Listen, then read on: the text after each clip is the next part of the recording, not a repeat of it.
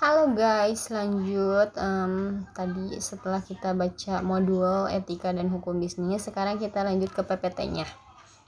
Etika dan hukum bisnis disusun oleh Pak Raud Cloud Dirgantoro, Pak Raden ya ini.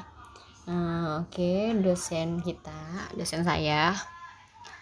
Pengertian bisnis dalam ilmu ekonomi, bisnis adalah suatu organisasi yang menjual barang atau jasa kepada konsumen atau bisnis lainnya untuk mendapatkan laba. Secara historis, kata bisnis dari bahasa Inggris business, dari kata busi yang berarti sibuk. Dalam konteks individu, komunitas, ataupun masyarakat, dalam artian sibuk mengerjakan aktivitas dan pekerjaan yang mendatangkan keuntungan. Pengertian etika bisnis merupakan studi yang dikhususkan mengenai moral yang benar dan salah. Studi ini berkonsentrasi pada standar moral sebagaimana diterapkan dalam kebijakan, institusi, dan perilaku bisnis. Etika bisnis dalam perusahaan memiliki peran yang sangat penting, yaitu untuk membentuk suatu perusahaan yang kokoh dan memiliki daya saing yang tinggi serta mempunyai kemampuan yang menciptakan nilai value creation yang tinggi. Etika bisnis dalam suatu perusahaan dapat membentuk nilai, norma, dan perilaku karyawan serta pimpinan dalam membangun hubungan yang adil dan sehat dengan pelanggan atau mitra kerja, pemegang saham, masyarakat. Perusahaan meyakini prinsip bisnis yang baik dalam bisnis yang beretika, yakni bisnis dengan kinerja unggul dan berkesinambungan yang dijalankan dengan mentaati kaidah-kaidah etika sejalan dengan hukum dan peraturan yang berlaku.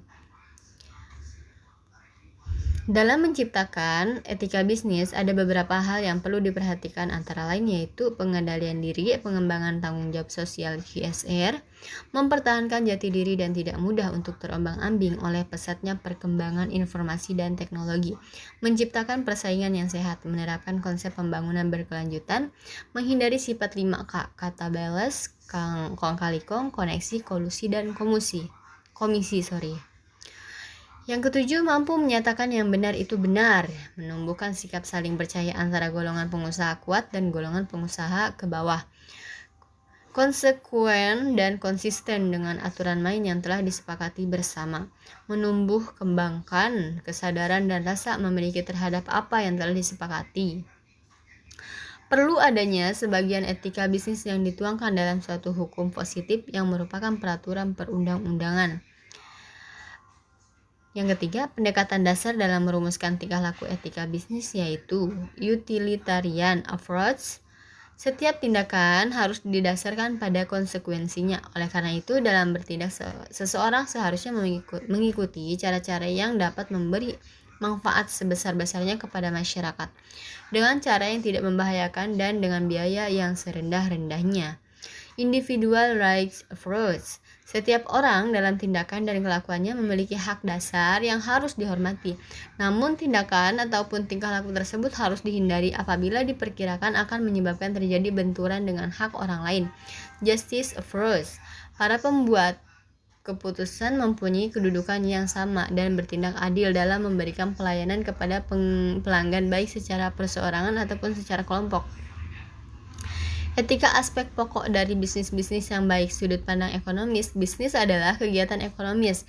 Yang terjadi di sini adalah adanya interaksi antara produsen atau perusahaan dengan pekerja, produsen dengan konsumen, produsen dengan produsen dalam sebuah organisasi. Dari sudut pandang ekonomis, good business adalah bisnis yang bukan saja menguntungkan tetapi juga bisnis yang berkualitas etis. Sudut pandang moral dalam bisnis berorientasi pada profit adalah sangat wajar, akan tetapi jangan keuntungan yang diperoleh tersebut justru merugikan pihak lain. Kita harus menghormati kepentingan dan hak orang lain, karena menghormati kepentingan dan hak orang lain itu juga perlu dilakukan demi kepentingan bisnis kita sendiri. Etika bisnis lebih luas dari ketentuan yang diatur oleh hukum, bahkan merupakan standar yang lebih tinggi dibandingkan standar minimal ketentuan hukum. Karena dalam kegiatan bisnis seringkali kita temukan wilayah abu-abu yang tidak diatur oleh ketentuan hukum. Menjaga etika adalah suatu hal yang sangat penting untuk melindungi reputasi perusahaan. Masalah etika ini selalu dihadapi oleh para manajer dalam keseharian kegiatan bisnis.